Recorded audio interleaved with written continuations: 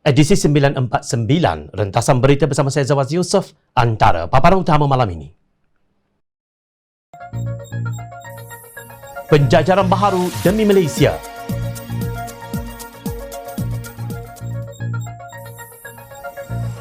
Sayangnya kini semuanya sudah terlambat.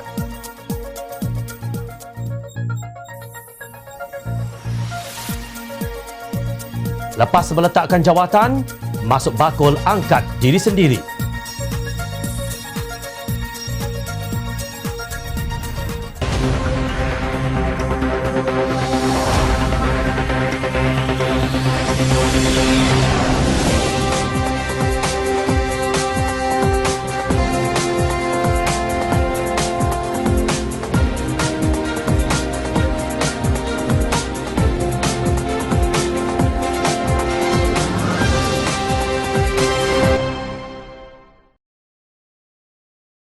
Assalamualaikum dan salam sejahtera. Akhirnya Tan Sri Mahyadin Mat Yassin akur kepada tuntutan perkara 43/4 pada bagaan persekutuan bahawa beliau hendaklah meletakkan jawatan jika sudah kehilangan sokongan majoriti ahli parlimen.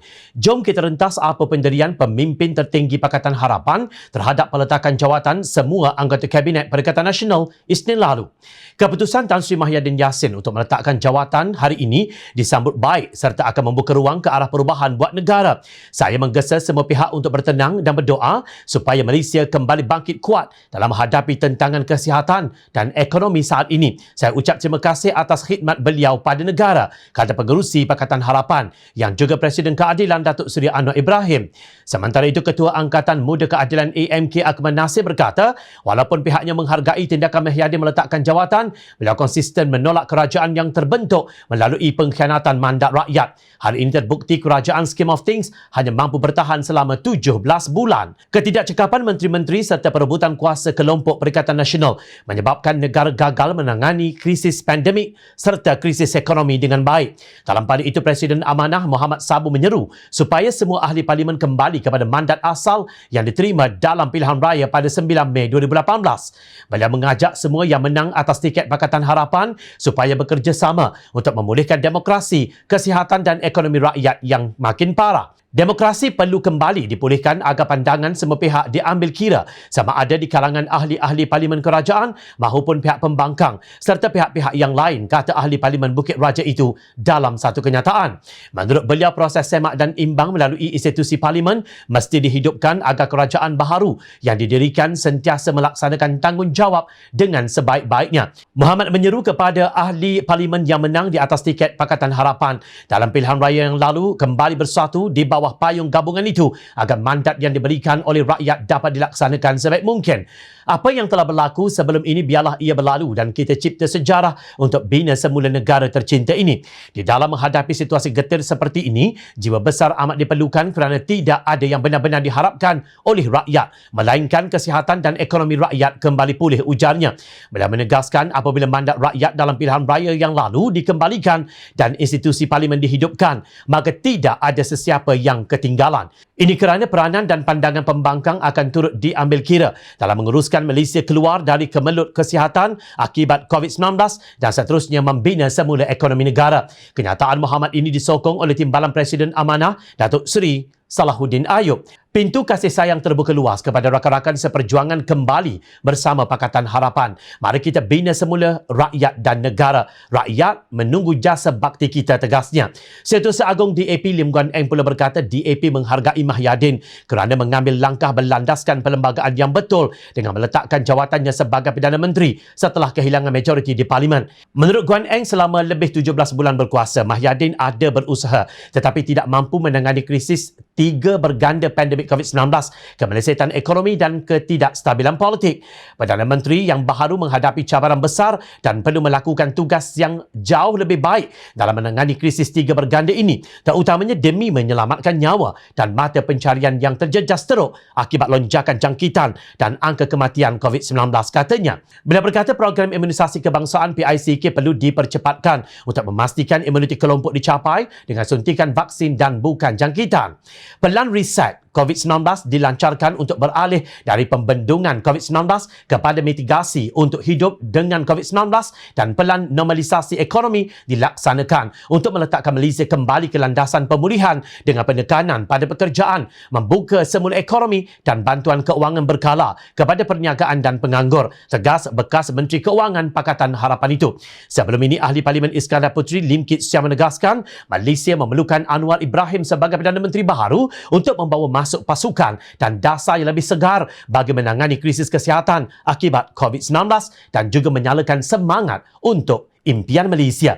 Bagaimanapun, bagi kebanyakan warganet, mereka tidak berminat kepada mana-mana pemimpin parti selain Anwar Ibrahim sebagai Perdana Menteri. Hasil pengundian yang mereka jalankan menerusi Poll 123 menunjukkan sebanyak 53,565 iaitu bersamaan 47.5% memilih Anwar Ibrahim sebagai Perdana Menteri dan diikuti oleh bekas Perdana Menteri Datuk Seri Najib Tun Razak yang mendapat 34,017 undi bersamaan 30.2%. Mereka meninggalkan jauh Datuk Seri Ismail Sabri Yaakob yang hanya mendapat 4,919 4.4% undi. Manakala Tan Sri Mahyadin Yassin pula mendapat 4,325 undi 3.8% dan Tun Dr. Mahathir Mohamad 3,085 undi 2.7% sahaja. Demikian sentimen rakyat yang dizahirkan menerusi media sosial. Ia umpama amaran kepada pemimpin supaya sedar diri, sedar ruang di mana kedudukan mereka di mata rakyat. Justru jika silap langkah dalam perjajaran, kalian pasti tumpas pada pilihan raya umum ke-15 akan datang.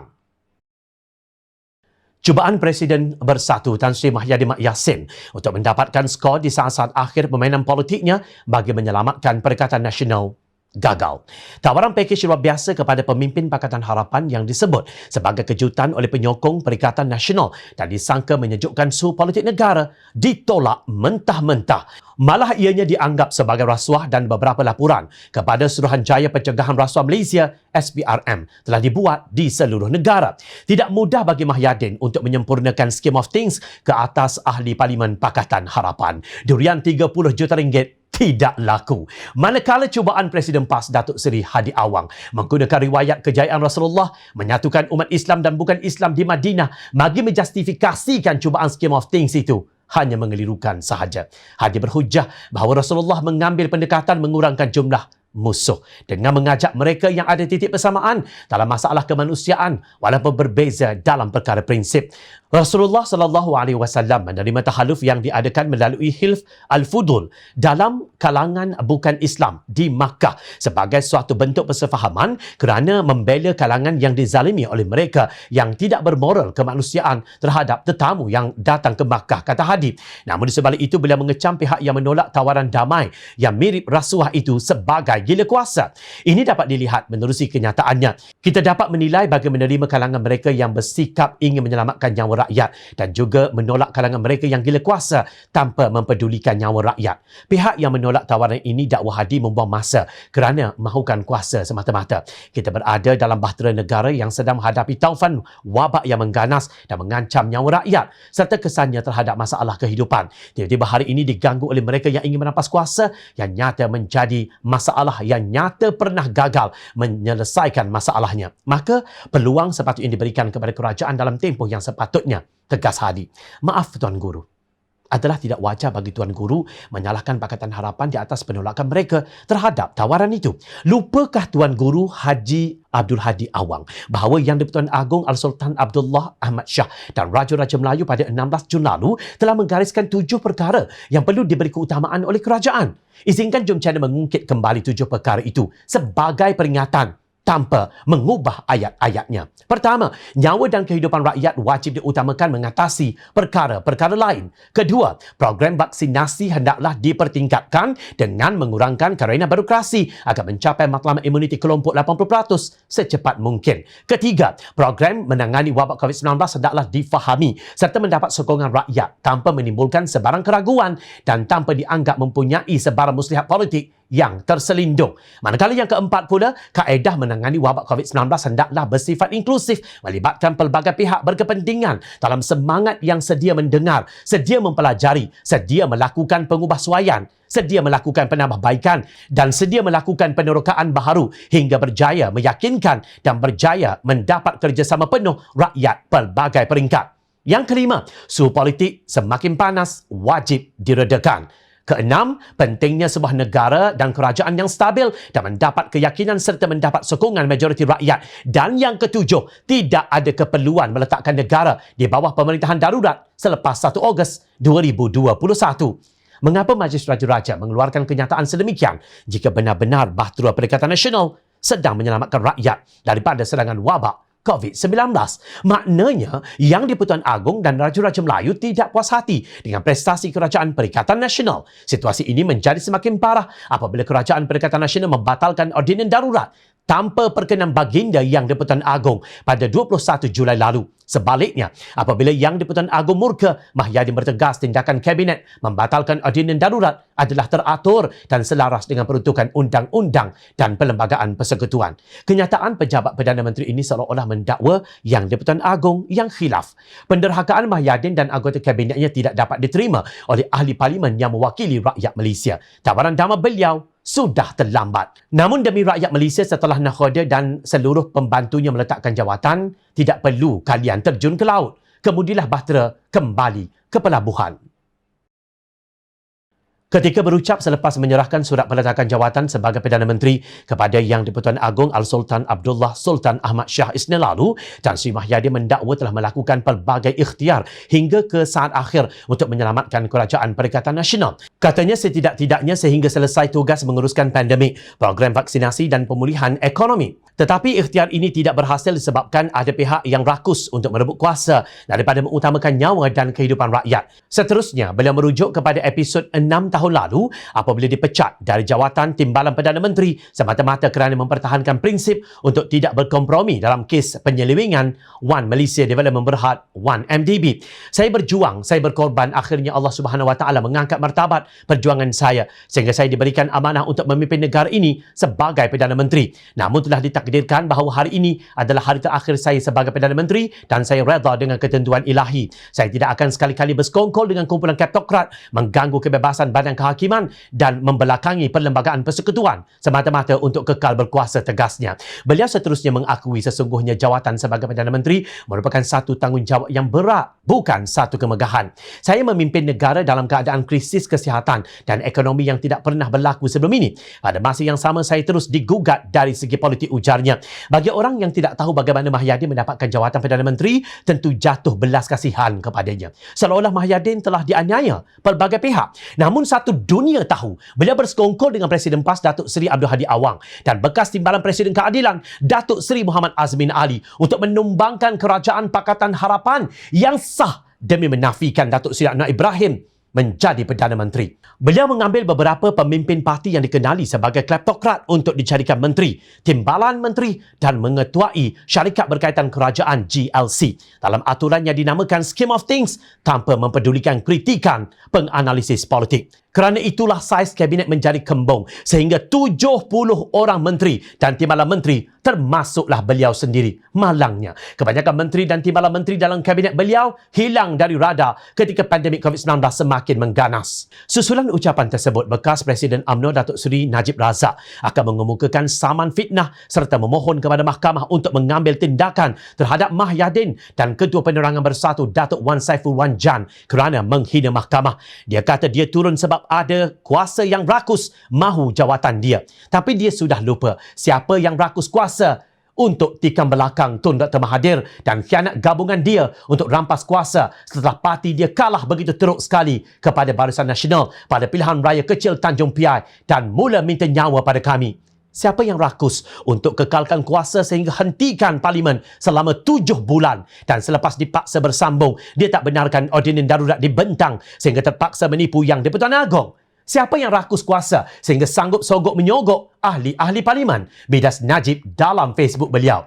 Bekas Presiden UMNO itu menafikan Mahyadin dipecat sebagai Timbalan Perdana Menteri kerana isu 1MDB. Kata Najib, Mahyadin dipecat sebab berkomplot dengan Tun Dr. Mahathir dan Datuk Seri Mukhris Mahathir sejak tahun 2014 untuk menumbangkan beliau sebagai Presiden UMNO dan Perdana Menteri jauh sebelum isu 1MDB. Beliau menempelak Mahyadin kerana mendakwa kononnya tidak mahu bersubahat dengan kleptokrat. Dia kata jalan paling mudah untuk dikekalkan kuasa ialah dia bersubahat dengan kleptokrat, tetapi dia tidak akan buat begitu. Tapi dia lupa bahawa kleptokrat jugalah yang dia minta nyawa dan naikkan dia menjadi Perdana Menteri tahun lalu. Najib juga menyindir Mahyadin kerana tak nak mengaku bahawa sebab utama beliau perlu berundur ialah rekodnya amat teruk sekali.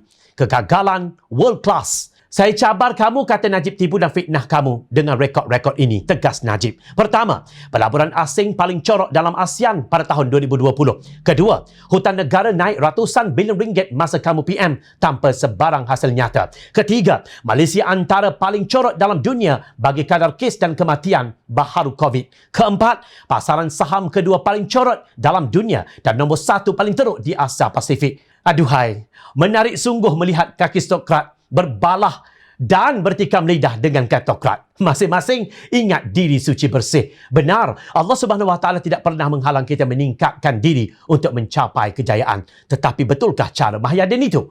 Mustahil Allah Subhanahu Wa Taala redha mengangkat martabat perampas kuasa yang meminggirkan mandat rakyat. Ia umpama masuk bakul, angkat diri sendiri. Apapun jangan lupa, rakyat sentiasa memerhati.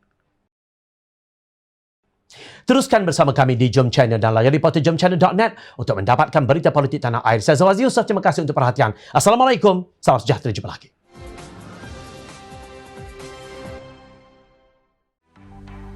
Mencari maklumat dan berita politik yang bebas, kupasan yang tepat, panas. Dapatkannya secara eksklusif hanya di Jom Channel. Komitmen kami, pentasan berita Isnin hingga Jumaat. Berbicara dan isu semasa, kami garapkan secara langsung. Panel-panel berkaliber dan profesional. Interaktif, pandangan anda kami raikan. Jangan lupa bersama kami di setiap hujung minggu dalam edisi khas mingguan. Jom Channel, moving forward, sharing a new experience.